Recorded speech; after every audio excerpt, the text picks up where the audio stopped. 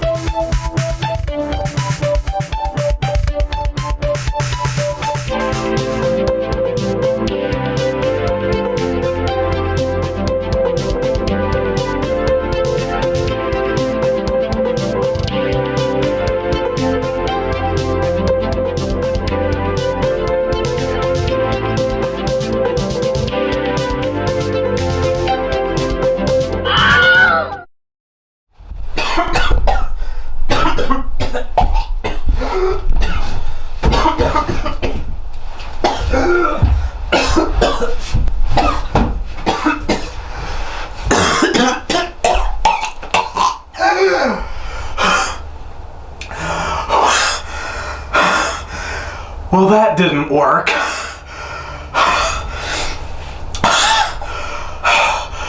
But never mind. That's not what you're here for. Hello and welcome to Crowforest Reviews, where it's our 10th episode! Wow!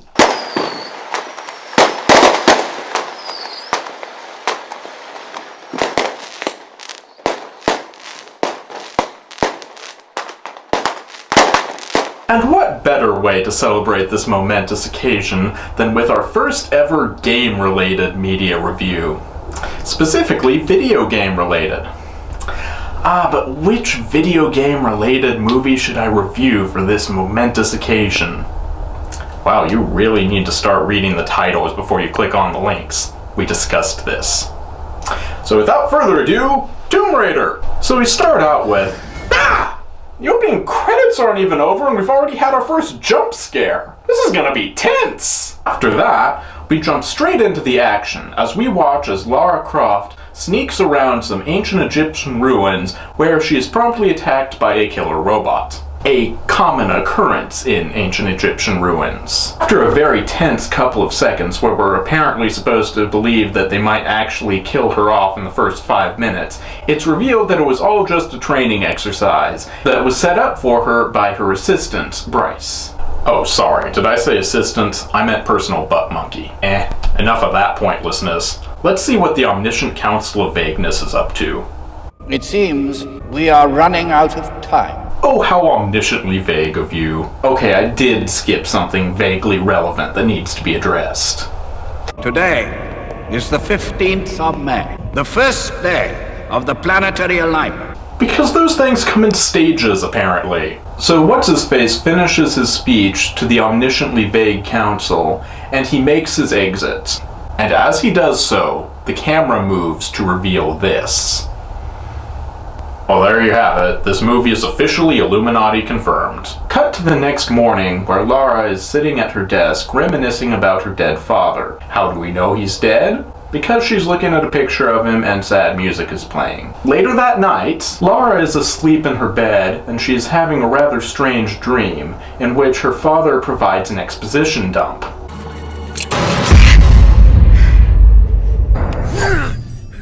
I could ship it. Lara hears a mysterious ticking noise, and she gets out of her bed to go investigate it. It's an old clock that was buried in the cupboard under some stairs, so naturally she breaks through the wall to get it. There was probably a door there. Just saying. Anyway, Finding herself in possession of a mysterious clock, Lara decides that the most logical course of action is to go and wake up Butt Monkey and make him figure it out. What's that smell? 5 a.m. So they find something interesting in the clock, and Bryce carefully starts to take the back panel off, but Lara is impatient, so she just smashes it. You know, you really don't have to break everything. And random motorcycle chase! Lara goes to meet an old friend of hers at a live auction, and you know, you really don't have to break everything. And random motorcycle chase! Lara goes to meet an old friend of hers at a live auction, and accidentally ends up placing a very large bid. Fortunately, someone else places a higher bid after her, so she's not stuck with the payment. And good thing, too, that would have been like $20 for her. Lara and her friend go into a side room to examine the artifact that she recovered from the clock, and they determine that it's a key of some sort. Lara then proceeds to provide some exposition about the legend of the Triangle of Light that supposedly used the power of the all-seeing eye to control time. Yeah, like I said, this movie is Illuminati confirmed. So after going to talk to yet another guy, Lara goes back home, where maybe, just maybe, something will finally happen.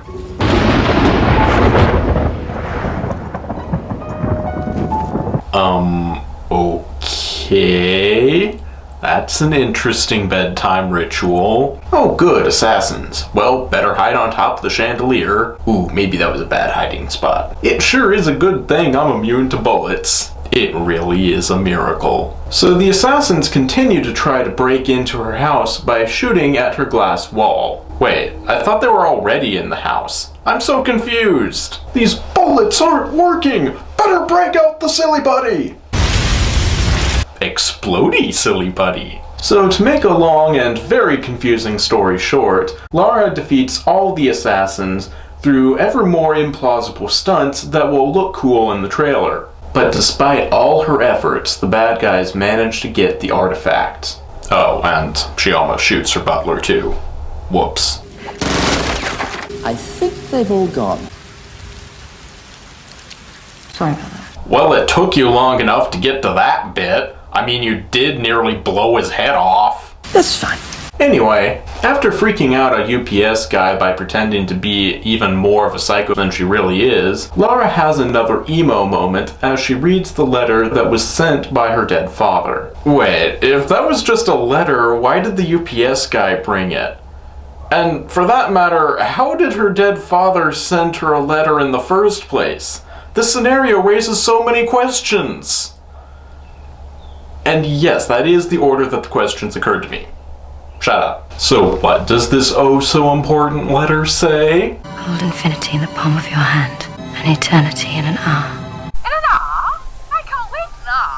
Obviously, this causes her to go to the nearest book and cut it apart. So we get some more exposition on the triangle. Apparently, it was forged from the metal of a meteor that just happened to fall to Earth at the exact moment of the previous planetary alignment. The great mystical power that it held ultimately started the Time War, resulting in the destruction of Gallifrey. And this is why the Doctor is all alone in the universe. Wait, what am I watching again? For the secret society known as the Illuminati. Well, yes, obviously this movie is Illuminati confirmed, but you're not supposed to just say it. You're ruining everything! So she arrives at the location, but she discovers that her nemesis has beaten her there, and he is currently trying to break down the front door. But Lara, being clever, decides to go in the back door. Wait, did none of these people think to look for a back door? Well, I guess Lara was technically led there by a ghost kid, which I'm pretty sure is cheating, by the way. So Lara makes it to the back door, but before she can go through it, she falls through a plot MacGuffin and thus makes it into the tomb. Did we really need that plot MacGuffin? She was already at the back door. So anyway, Lara figures out how to get the artifact, and so she does, snatching it away before any of the others can get their hands on it. And say, here's an idea. Why don't you just destroy it here and now? After all, the second half is going to be completely worthless without the first half, so in effect, you're destroying the whole thing. The movie could be over right now. But of course she doesn't do that. And moreover, the group decides to just stick around long enough for the Temple Guardians to come to life. Okay, Temple Guardians, you've been waiting for this moment for 1,000 years. You have one job to do. Go kill the intruders and defend your home.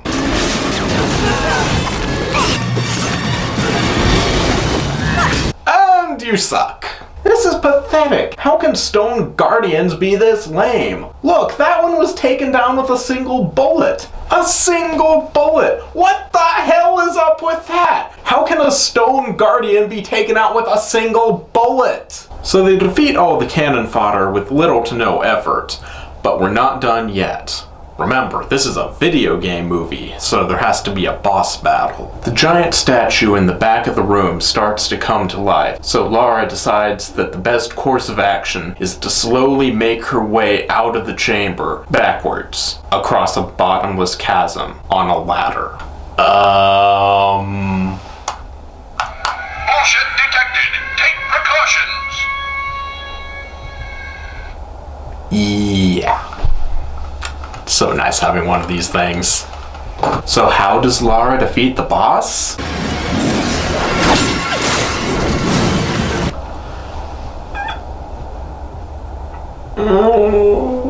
Okay, I'll give this one a pass. Mostly because that would require research. Research, which I do not have. So the boss is destroyed, but before Lara can make it out, the last remaining gargoyle grabs her and flies into the air. But as soon as the gargoyle exits the cave, it disintegrates. Convenient? Actually, no, she now has stone raining down on her, so I guess that's actually kind of inconvenient. After inexplicably surviving, Lara takes refuge with some Buddhist monks, who provide her with a phone so that she can call her butt monkey. She tells him to meet her at the next location. So then we enter into a weird dream sequence, wherein Big Bad taunts Lara about her father's involvement with the Illuminati. On second thought, maybe this isn't a dream at all. It's really unclear. So after that pointless interlude, Lara meets with her group of rivals so they can all go get the second piece together. Wait, what is she wearing? Well, I'm all ready to go. Wait, we are doing the Matrix, right? And this time around, Butt Monkey comes along for the ride. Mostly so he can deliver us this iconic line. Your bum's gone to sleep again. They land in the Arctic, or possibly the Antarctic, really cold place, and they set out to find the location of the second piece. They come across a cave with an old bell in it, and Lara gives the bell a ring. This naturally has the effect of shattering all of the ice within a 10-foot radius, revealing a previously iced-over door. It happens. Wait, if it shattered all the ice, then why are there still icicles hanging off the bell itself? Inside the cave, they find a giant model of the solar system sitting behind a mysterious cloud of mist. It's a time storm. Time is broken here. Wait, are we sure this isn't an episode of Doctor Who? Because this is kind of playing out like an episode of Doctor Who.